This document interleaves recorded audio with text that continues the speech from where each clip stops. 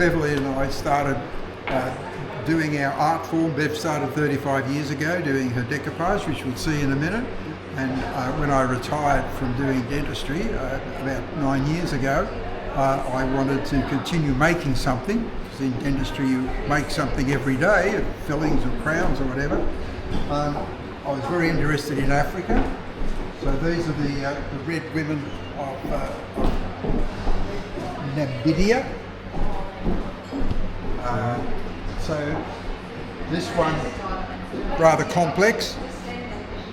All the clays are different colours. I made the clays different colours to start with, so there's no staining there. It's all natural coloured clay. Wow. Before I started. A very difficult piece was this Queen Anne. Again, no staining. This is terracotta, and this is white clay. The art was to try and keep the red away from the white and the white away from the red. And Midge Johansson is somebody who helps me finish a piece. She's very critical, and she said to me, "How did you manage that?" And I said, "Very carefully." Coming down. Actually, that's really interesting because every little, even these little things here like that, if you turn around, darling, these little things, he did every one of those by hand. 2,800 of those, I counted them. By hand. Wow. And how long did that take you to make? Oh, this was probably that piece with all the straps and the armour. There'd be 150 to 200 hours in that, wow. Spread over a 2 or 3 month period. Wow. But this is the Game of Thrones section. I'm really interested now in doing bronze work, so these are all very recent. You can see how the 3 different colours have come out differently. Every one is different. It depends on the metal, even right down to the atmospheric pressure and how the copper sulphate that they paint on and burn it off with a burner, Bunsen burner. It affects it different ways depending on the artist putting it on, who's in the foundry, and how much copper sulphate stays on when it's being burnt off, and you get all the different colours. But this one is particularly interesting because it's not bronze. Oh. That is clay. And Beverly painted it for me to make it look like bronze. Right. So But we so it's patina, it's not, you know. It's a patina, just to make it look. We can move down to. Well, this is a popular piece. Clint Eastwood. He's rather popular. He's sold tonight. fantastic. I knew Clint would go tonight. Yeah. So moving down here, this is Beverly's section. All right. And Beverly, how long would you spend on something like one of these pots over here? It's very hard because I did start to write down, you know, if I sat down, right, I'm going to do this now, then 2 hours, 3 hours, but after a while, because it involved, I mean, I might sit for 2 or 3 hours just cutting out alone, and I have iris scissors and loops that dentists use. And then by the time you paint it and sand it, and depending on how many coats, you just keep varnishing and sanding until you can't feel the cutouts anymore. So I have no idea how. I don't time it. We've both worked out that any art form like that is for the love of it, not for, you know. You don't get paid for your time. Yes. Countless hours of love, hey? Something happened. Right. So tell me about this box here. We've got a bit of a treasure chest going on. I'm actually keeping that because I particularly like it. That's the paper that she used to do the cutouts. Right. So that there, that image is there. It's reversed and changed. And if I run my finger over that, I can't feel any paper at all because it's had between 100 and 120 coats of varnish over a period of 2-3 months. Wow. most of this here to blend that picture. This was a calendar. I started off pages from a calendar. So this is a lot of that is hand painted to blend the pictures in, and this was from the same. That's from the same paper. So, and a lot of that is hand painted as well. Incredible. So I'm actually going to keep this for myself. Oh, that's fair enough. There's a lot of work in that.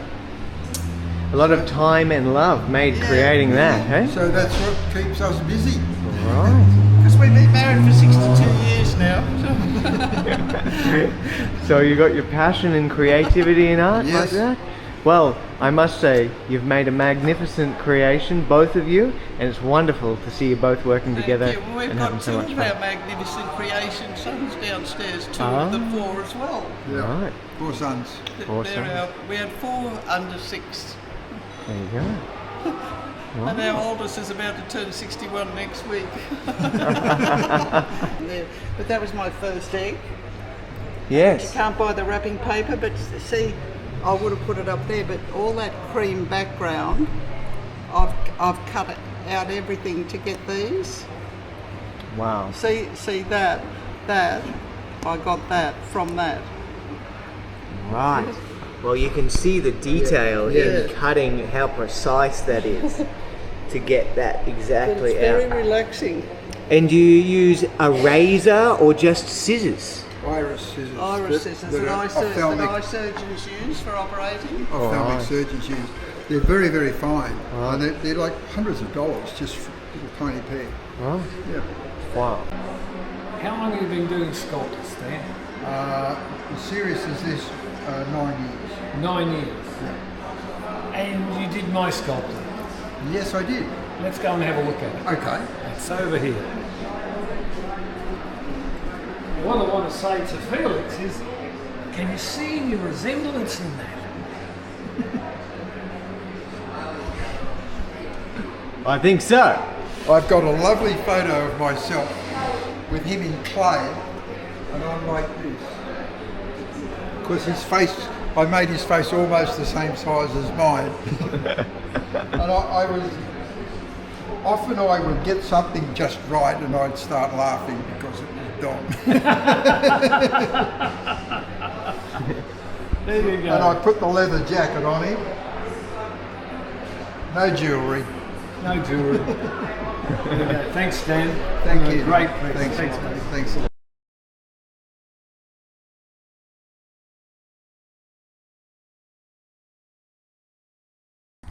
Allowing me and Beverly to put on this exhibition.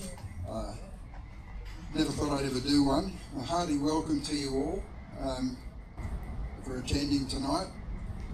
It's beyond our expectation that we've had a lovely turnout. Most of what you see actually resides in our little apartment, so it's most gratifying to be able to let other people see what we create on a daily basis.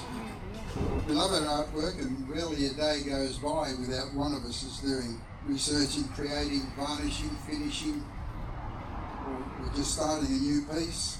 It keeps us vital, physically active, and mentally aware. Some of you might disagree with that, but never mind. Beverly is the reason I have been able to do most of my creating, because clay in a small apartment don't very well go together.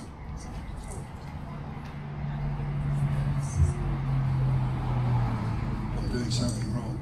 I'll start at Beverly is the reason I've been able to create my work, as clay in a small apartment do not go hand in hand, and often there is a mess. Bev is extremely organised, and she's passed that trait on to me, sometimes forcibly. She's pursued her decoupage for 35 years to the highest degree. She's been offered space in printing books and in art galleries. Her teaching career spanned 8 years. Very clever. Our passion for art runs deep, with both of us acting as sounding boards for each other, working our way through problems for both of our art forms. There are a number of commissioned pieces on display, and some of the owners are present here tonight. We'd like to extend our thanks to them for entrusting us with providing artwork for them. It's your custom that enables us to create more pieces. It is my hope that I can delve further into bronze work in the near future, and Chalcos Fine Art Foundry in Brisbane has been an enormous help in guiding me through the ballerina series. So I'd urge any of you who are doing clay work that if you want to get into bronze, they are an amazing firm. I'd like to point out that while manning the exhibition until the 10th of January, I'll be creating another ballet-inspired piece in the gallery. So if you call in from time to time on a Tuesday, Thursday or Saturday, you can watch its progress over the next 4 weeks. In conclusion, we hope you've had a pleasant evening and gained some insight into how Beverly and I spend our time. And hopefully you'll enjoy a look at our offerings as much as we enjoyed making them. Thank you very much for coming. Thank you, Stan.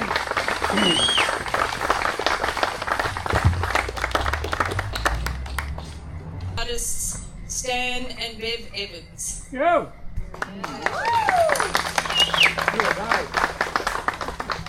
As we admire their artwork, take a moment to appreciate the skill and passion in each piece.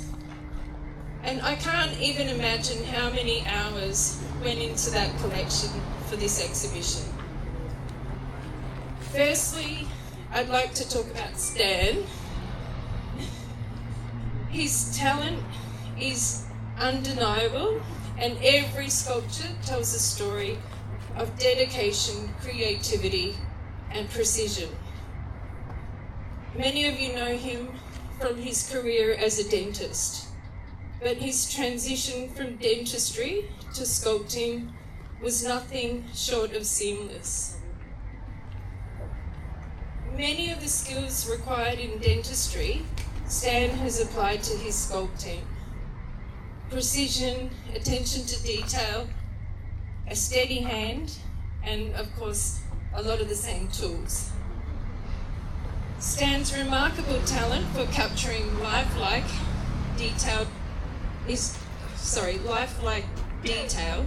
a testament to how his skills in one passion can ignite brilliance in another.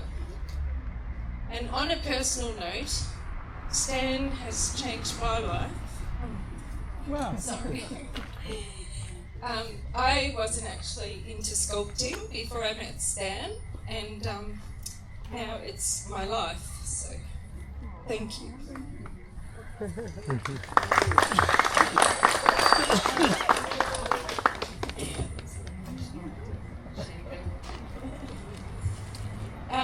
When I first asked Stan to teach here, he was a bit reluctant at first, but he's just become the most incredible teacher. It's just evident in his students' amazing work. And he's so passionate and he cares so much. He really wants to achieve the outcome. Stan's also an amazing member here of the committee, and he's always willing to lend a helping hand, and he's so generous with just the community. And of course, let's also appreciate his beautiful wife Bev over here. His stunning decoupage creations add so much charm and character to this exhibition. Bev told me what was involved in creating each piece, and there's 10 layers or something, and it's a lot of work, so let's all just admire and appreciate her. And together they're the most powerful, inspirational, talented couple. Their energy, enthusiasm, and zest for life is a reminder that age is just a number. Let's give them a big round of applause as I hand you over to Stan.